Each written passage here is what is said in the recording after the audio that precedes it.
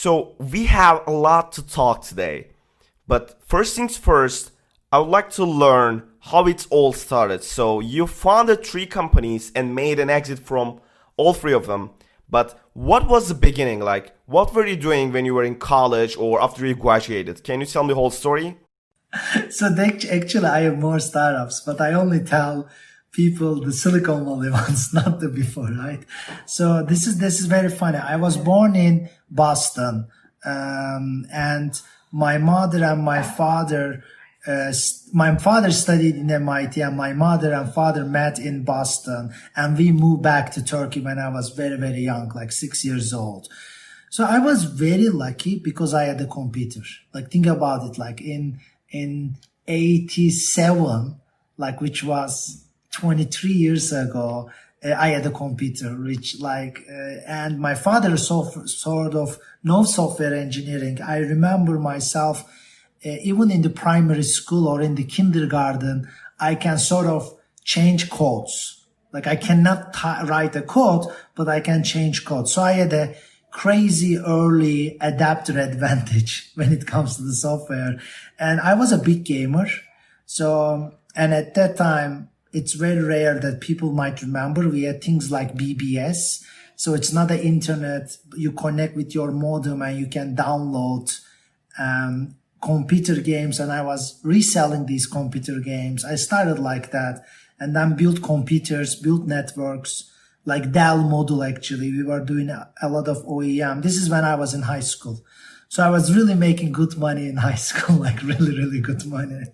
And then I remember I was like 16 or 17 years old. E-commerce were booming. And I always have the idea of having whatever works in other countries, apply it in Turkey in a Turkish way. So I was starting to build e-commerce website, and the first e-commerce website in 99, it was Cep Dükkan. And it was Cep Dükkan. And we built one of the first e-commerce websites in Turkey that sells second-hand, first-hand phones. And this is very funny. I got my first angel investment there. It was $50,000, but for 90% of the company. And the story is very funny. Like, I remember we had a place called Kadıköy in Turkey that they had a lot of phone stores. And we were going to each phone store and telling people that we're going to sell phones online. Can you provide us some phones? And nobody say yes. People say, what's internet? What is website, right? And then we randomly saw a guy, like, it was our last, I think I spent like 3-4 days knocking doors. And then the guy said, actually, I believe in internet. I believe that the web might be big. I believe that, like, we might, some people from other states, other cities can order phones, right? So I want to invest in this business. I want to give you guys $50,000. But think about it, you are like 16, 17-year-old boy before university, like $50,000 is like life changing, right? It's like insane money.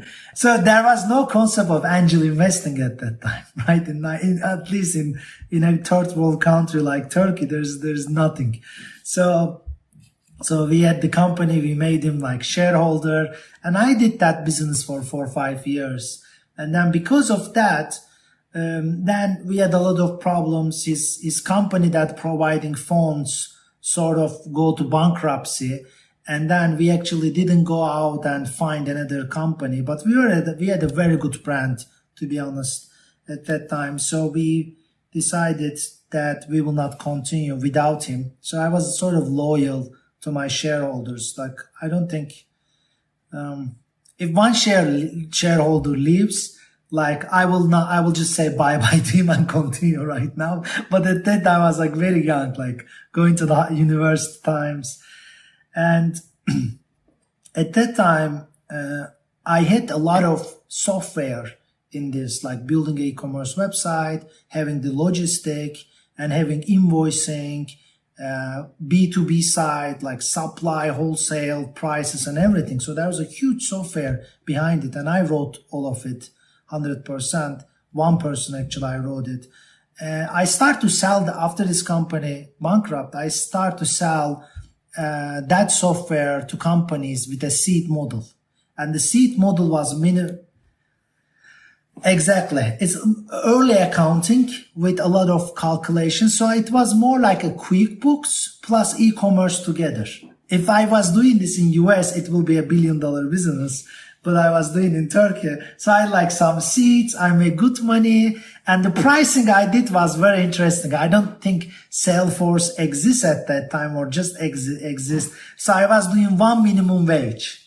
So the price was one minimum wage. It's like if at that time, the minimum wage in Turkey was, I remember, it was like $200 something. It was $200 a month. And my thesis was for every seat, you are saving a minimum wage value. So a minimum wage was so cheap. So I had thousands of companies using it. A lot of companies. But then I saw a huge opportunity in a very, very, very weird way. I was selling a lot of vitamin importers. OTC products was allowed in Turkey at that time. OTC products is over-the-counter products, which is vitamins, proteins, slimming products. It wasn't allowed before, right? And then at that time, this was 2005 or 2006. I'm trying to remember the exact dates. OTC products start to get allowed in Turkey. And then most of my customers were OTC products. So I start to see how much money that they are making. They were buying a vitamin for $3 and selling for $100. I was like, holy shit, this is like an amazing business. Like I need to be in that business.